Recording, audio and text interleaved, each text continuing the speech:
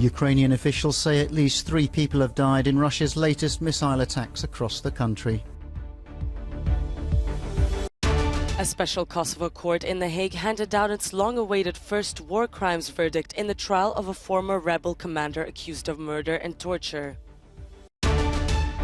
France wakes up to a tragedy as an apartment block fire kills 10 people, including 5 children, in the suburbs of Lyon. The world's largest freestanding cylindrical aquarium in Berlin has burst, injuring 2 people. It was home to some 1,500 tropical fish.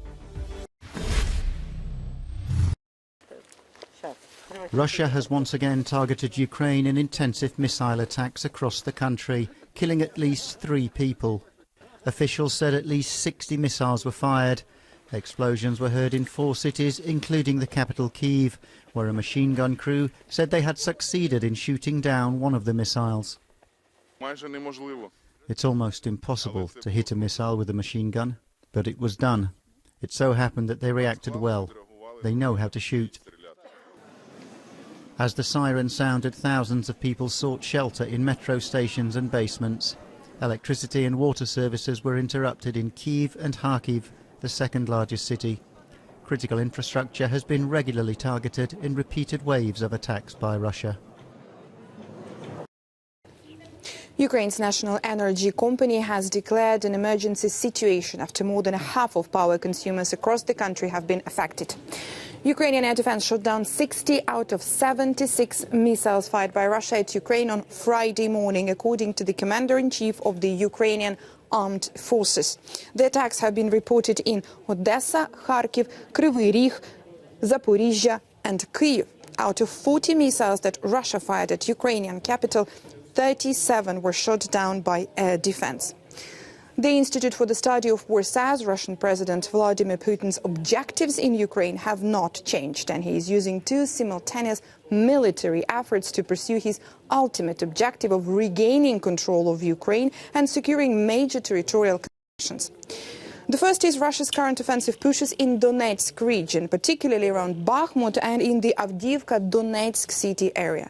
Now, the Institute for the Study of War continues to assess that Putin has given the order to Russian troops to complete the capture of the entirety of Donetsk region, and that current Russian offensive efforts are part of the effort to execute that order. The massive Russian missile strikes against critical Ukrainian infrastructure are Putin's secondary military effort to compel Ukraine to surrender or enter negotiations on Putin's terms. These 2 military efforts are failing to force Ukraine into negotiating or offering preemptive concessions, and Ukraine has retained its battlefield initiative. The think tank says Putin may therefore be setting conditions for a third sequential military effort by preparing for a renewed offensive against Ukraine in the winter 2023. Multiple official Ukrainian and independent Belarus sources have reported a growing Russian military presence in Belarus since October 2022. Senior Ukrainian officials are increasingly warning that Russian forces may attempt to attack Kyiv between January and March 2023. The Institute for the Study of War states that it remains extraordinarily unlikely that Russian forces would be able to take Kyiv, even if they attack from Belarus again. All rise. For the first time, a former Kosovo Liberation Army commander has been found guilty of war crimes at a special tribunal in The Hague. Salih Mustafa was sentenced to 26 years for murder and for torture at a prison he ran during the 1998 to 1999 independence conflict with Serbia. The judge described the case as a milestone decision. Seems to be a misconception that these charges were brought against the Kosovo Liberation Army as such, or against the people of Kosovo as a whole. Nothing could be further from the truth. It was the people of Kosovo, through their parliament, who chose to create and empower this institution. Reserve Judge. Mustafa has repeatedly denied the charges. More than 13,000 people are believed to have died during the uprising in Kosovo when it was still part of Serbia. Kosovo declared independence in 2008, although Belgrade still does not recognize it. Starting this morning. France is in shock after a fire kills 10 people, including 5 children, in the suburbs of Lyon. Local authorities for the Lyon region said the fire broke out at a residential building in Vaux-en-Velin around 3 in the morning. Within 15 minutes, around 170 firefighters and 65 fire trucks were at the site. Another 4 people are in a critical condition, while 10 others, including 2 firefighters, have been injured. Fire officers said the flames took hold on the ground floor before spreading to the floors above. The fire broke out in a 7-storey apartment block in the Mas du Taureau neighbourhood, about 20 minutes from central Lyon. The district has been undergoing regeneration, having been identified as one of several deprived areas in the Lyon suburbs. Before heading to the scene, French Interior Minister Gérard Darmanin said the casualty toll was definitive. Local media and journalists on the scene were quick to tell of the shock and horror, reporting that the children killed were between the ages of 3 and 15. Authorities said that the cause of the fire is not known at this stage. An investigation is underway after a huge aquarium in Berlin burst, killing 1,500 tropical fish and injuring 2 people. Around 1 million litres of water spilled onto the streets outside, spewing debris over a wide area and flooding nearby businesses. It is not yet clear what caused the collapse of the 25-metre-high structure at the Sea Life tourist attraction. Berlin police described the incident as incredible maritime damage.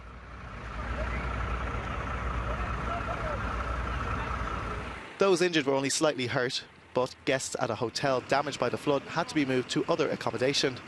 The 10-minute elevator ride through the tank at Sea Life was one of the highlights of the attraction. In London, 4 people were in a critical condition in hospital on Friday after being crushed in a crowd at a concert venue. Police in the city said they were called to the O2 Brixton Academy on Thursday night, where they said hundreds of people without tickets forced their way into the venue during a performance by Nigerian Afrobeat star Asake.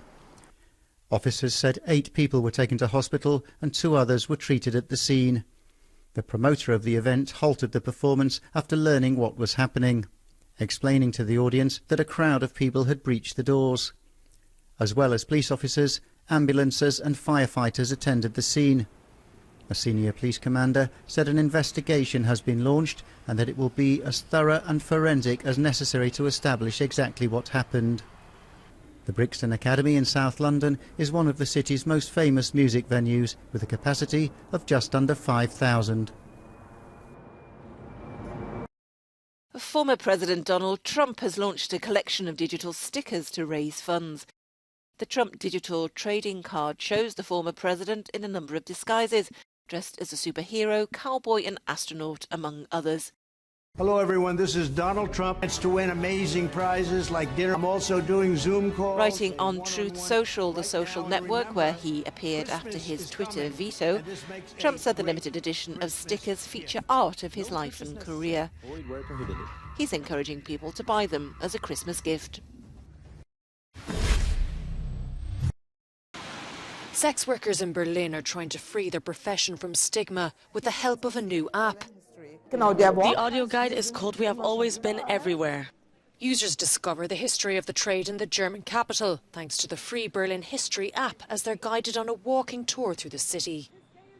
So welcome to everyone who's here for the audio tour. Sex workers say they hope this move will help normalise their profession. We upset people just by working to feed our families and our children and survive.